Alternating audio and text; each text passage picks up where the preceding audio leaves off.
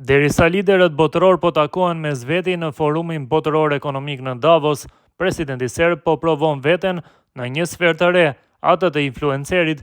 Aleksandar Vučić gjatë qëndrimit në Zvicër organizoi një room tour të detajuar të akomodimit ku po qëndron në Klosters. Ai shpjegoi se akomodimi i tij ndodhet rreth 20 km larg aeroportit dhe se në forumin ekonomik botëror është tashmë 11 ose 12 herë. Megjithse, si thot ai, nuk ka qëndruar kurrë në Davos. Kjo është një nga dhomat më të mira këtu.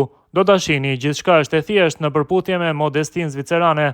Mobiljet janë në stil IKEA, druri thjesht, nuk ka asgjë të veçantë. Shtratet janë pak të shkurtra, fatmirësisht nuk ka kufizues, kështu që mund të shtrihem, tha udhëheqësi serb duke shtuar se nuk e ka rregulluar gjithçka perfekt. Ai veçoi veçanërisht edhe dollapin e improvizuar, ku siç tregoi këmishat janë vendosur në mënyrë të rregullt dhe gjithashtu faktin që në apartamentin special ka mundësinë të bëj vetë çaj. Frigoriferi është i vogël, interesant, këtu kanë vendosur një ujk, tha Vučić, duke komentuar pamjen në mur, duke shpjeguar se ujku sipas tij është mysafir i zakonshëm në malet përreth. Presidenti i Serbisë më pas tregoi dhomën e ndenjes ku pret mysafirët, materialet e punës dhe librat. Në fund ai zbuloi se do të kthehet mbrëmjen e sotme në Beograd. Ndryshe, Vučić ka pasur vetëm 2 takime në Davos, atë me kryeministrin hungarez Viktor Orban dhe me të Bosnjë dhe Hercegovinës.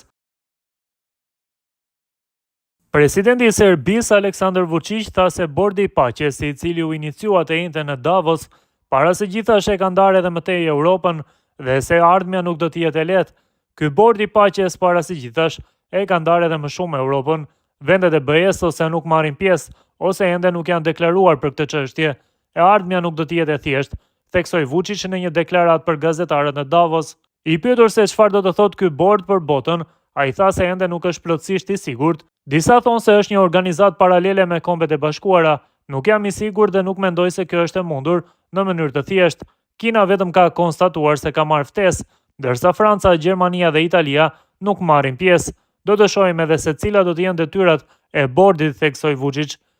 Bordi i paqes, të cilin presidenti amerikan Donald Trump do ta drejtojë për një periudhë të pacaktuar, ishte konceptuar fillimisht për rindërtimin e Gazës pas luftës 2 vjeçare midis Izraelit dhe militantëve palestinez, por misioni i tij është zgjeruar për të adresuar edhe konfliktet e tjera globale. Disa aleat tradicional të Shteteve të Bashkuara në Europë kanë hezituar të bashkohen bordit të paqes, përjashtuar Kosovën dhe Shqipërinë. Asnjë prej 4 anëtarëve të tjerë të përhershëm të Këshillit të Sigurimit nuk ka pranuar ende ftesën për të bërë pjesë e bordit të paqes, një strukturë e re ndërkombëtare që shumë druajnë se mund të zbërë rolin e Kombeve të Bashkuara. Presidentja e Republikës së Kosovës, Vjosa Osmani, është bërë njëra nga 19 nënshkruesit e bordit të paqes, një mekanizëm ndërkombëtar i themeluar me iniciativën e presidentit amerikan Donald Trump me synim në rindërtimin dhe stabilizimin e Gazës pas luftës 2 vjeçare shkatërimtare. Vetë Trump ka deklaruar se ky plan pritet të ketë sukses të madh në rikthimin e paqes dhe zhvillimet në rajon. Pjesëmarrja e Kosovës në këtë bord përfaqëson një moment të rëndësishëm diplomatik dhe politik, duke shënuar një fazë të re të angazhimit të saj në iniciativat globale për paqen, sigurinë dhe rindërtimin pas konflikteve, që nga shpallja e pavarësisë në vitin 2008, Kosova ka pasur si prioritet strategjik forcimin e subjektivitetit të saj ndërkombëtar dhe antarësimin në organizata rajonale dhe globale. Me gjithë pengesat e vazhdueshme diplomatike, vendi ka ndërtuar një profil të qartë si shtet pro-perëndimor, i orientuar drejt paqes, demokracisë dhe bashkëpunimit ndërkombëtar. Në këtë kontekst, përfshirja në bordin e paqes shihet si vazhdimsi logjike e këtij orientimi. Kosova si shtet që ka përjetuar luftë, shkatërim dhe rindërtim me ndihmën e komunitetit ndërkombëtar, veçanërisht të Shteteve të Bashkuara, sjell në këtë bord një përvojë unike dhe të besueshme. Presidenti Osmani ka theksuar se marrëveshja për pjesëmarrjen e Kosovës në bordin e paqes do t'i dërgohet Kuvendit të Kosovës për ratifikim, duke nënvizuar rëndësinë institucionale dhe kushtetuese të këtij angazhimi. Antarësimi në organizata ndërkombëtare të paqes, e që udhëhiqen nga aleati ynë strategjik, fuqizon sovranitetin ton, pozicionin ton ndërkombëtar dhe është në interesin më të lartë të Republikës së Kosovës, ka shkruar Osmani pas ceremonisë së nënshkrimit. Përfshirja në një mekanizëm të udhëhequr nga Amerika përforcon më tej lidhjen strategjike Kosovë-Shtetet e Bashkuara, një aleancë që ka qenë vendimtare për lirinë, pavarësinë dhe sigurinë e vendit. Ceremonia e nënshkrimit u mbajt në Davos të Zvicrës në kuadër të takimeve të nivelit të lartë ndërkombëtar, duke i dhënë kësaj nisme peshë të veçantë politike dhe simbolike.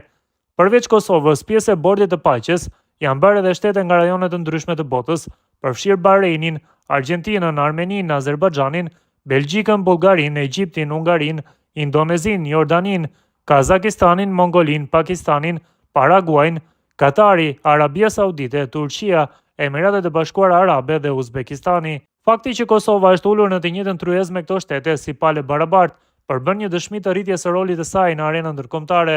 Vjosa Osmani, pasi ka nënshkruar pjesëmarrjen e Kosovës në bordin e paqes, përmes një postimi në Facebook ka theksuar rëndësinë e këtij hapi për Kosovën, duke vënë në parë rolin udhëheqës të Shteteve të Bashkuara të Amerikës në ruajtjen e paqes globale.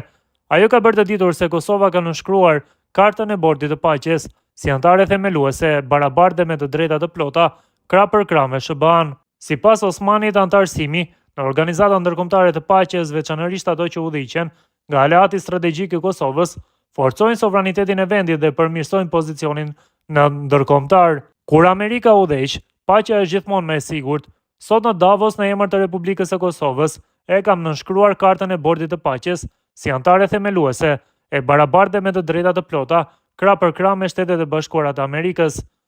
Antarësimi në organizata ndërkombëtare të paqes, e që udhëhiqen nga aleati ynë strategjik, fuqizon sovranitetin ton, pozicionin ton ndërkombëtar, si dhe është në interesin më të lartë të Republikës së Kosovës. Prandaj kjo marrëveshje historike do t'i dërgohet Kuvendit të Kosovës për ratifikim në përputhje me Kushtetutën e Kosovës, për të marrë miratimin final të përfaqësuesve të popullit. Faleminderit presidentit Trump për leadershipin e tij dhe për ftesën që ta përfaqësoi Republikën e Kosovës në këtë moment historik. Kosova do të jetë në shërbim të paqes, sot dhe përherë, shkruan Osmani.